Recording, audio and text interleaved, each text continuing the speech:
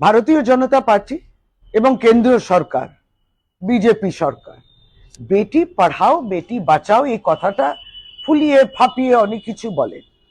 আসলে কিন্তু বেটির সুরক্ষা হচ্ছে না, বেটিকে রক্ষা দেয়া হচ্ছে না। কারণ যে মেয়ে কিংবা মহিলা তার উপর যখন ধর্ষণ হচ্ছে, আমরা দেখছি যিনি ধর্ষণকারী তাকে কিন্তু জেল থেকে মুক্ত করা হচ্ছে, সে জেল মুক্তি পেয়ে যাচ্ছে। সদ্য তো দেখলাম কুলদীপ সেনগার, সে কে? তিনি কিন্তু একজন নির্বাচিত ভারতীয় জনতা পার্টির বিধায়ক এবং এক সময় কয়েক বছর আগে মেয়েটি ছিল নাবালিকা, ধর্ষণ করেছিলেন এই ভারতীয় জনতা পার্টি এমএলএ।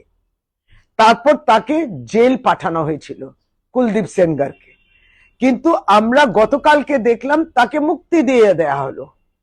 ভারতীয় জনতা পার্টির শাসিত রাজ্যে তারা মুক্তি পেয়ে গেছেন। এই মেয়েটি এই মুহূর্তে প্রাপ্তবয়স্কা, কিন্তু যখন এই লড়াইটা চলছিল, ন্যায়ের জন্য লড়াই চলছিল, তার বাবা যখন মেয়ে যার উপরে ধর্ষণ হয়েছে তিনি লড়ছিলেন, লড়াই করছিলেন, তখন তাকে মেরে ফেলা হলো। এই মেয়েটির বাবাকে মেরে ফেলা হলো, হত্যা করা হলো। ভারতীয় জনতা পার্টির গুন্ডারা করে দিলেন, তাদের নির্দেশে, বিজেপির নির্দেশে। তারপরে এই মেয়েটি যখন তার মামিমাদের নিয়ে গাড়িতে যাচ্ছিলেন কোর্টের উদ্দেশ্যে কিংবা হাসপাতালের উদ্দেশ্যে, তখন সেই গাড়িটাকে অ্যাক্সিডেন্ট করানোর চেষ্টা, সেটাও আমরা দেখেছি। মেয়েটি বেঁচে রয়েছে, কিন্তু তার দুই মামিমারা তারা মারা গেলেন।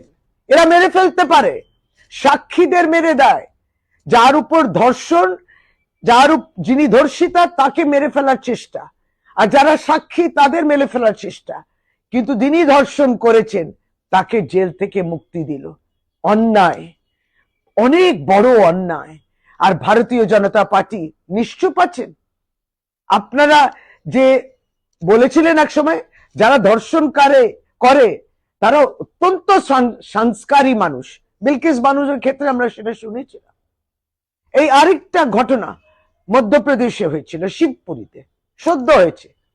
সেখানে যে মেয়েটি ন্যায়ের জন্য, বিচারের জন্য অপেক্ষায় রইল, লড়াই করছে, সেই মেয়েটির উপরে ধর্ষণ করেছে শিবপুরী মিউনিসিপ্যাল কাউন্সিলের নির্বাচিত সদস্য গায়ত্রী শর্মার ছেলে রজত শর্মা। মেয়েটি লড়াই করছে, রজত শর্মাকে জেলে পাঠানো হয়েছিল, কিন্তু তিনি তো মুক্ত হয়ে গেছেন।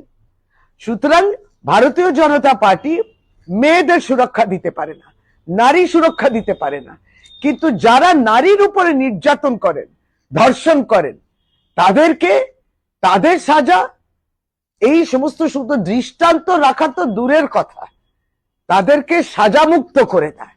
এইটা ভারতীয় জনতা পার্টি ভারতবর্ষে এবং বিশেষভাবে ভারতীয় জনতা পার্টি শাসিত রাজ্যে দেখা যাচ্ছে। সর্বভারতীয় তৃণমূল কংগ্রেস নিন্দা জানাচ্ছে, তীব্র ভাষা আমরা নিন্দা জানাচ্ছি। এই সত্যটাই, বাস্তবটাও, বিজেপির চরিত্রটা